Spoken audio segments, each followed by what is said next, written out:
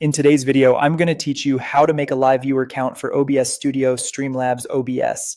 By the end, you'll have a clean, live updating viewer counter on your stream that you can style and place anywhere on your scene. First, head to streamlabs.com and sign into your account. Once you're in, navigate to your dashboard and open the widgets area.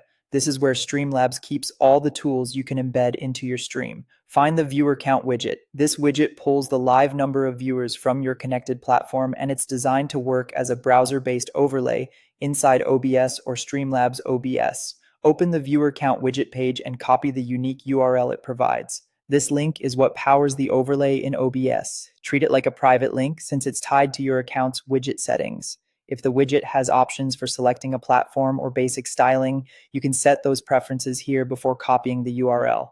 Now switch over to OBS Studio. In your scene, look at the sources box and click the plus button to add a new source. Choose browser from the list. This tells OBS that you're adding a web-based overlay.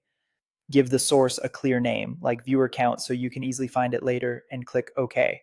In the properties window that opens, paste the URL you copied from Streamlabs into the URL field.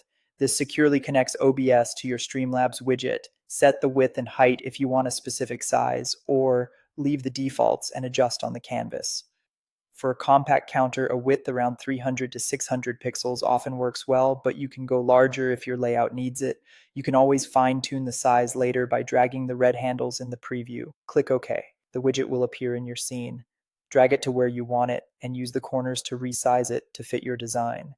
If you need subtle alignment, use your arrow keys to nudge it, and consider placing it above overlays that might otherwise cover it. The same process works in Streamlabs OBS, where the source is also called a browser source. That's it.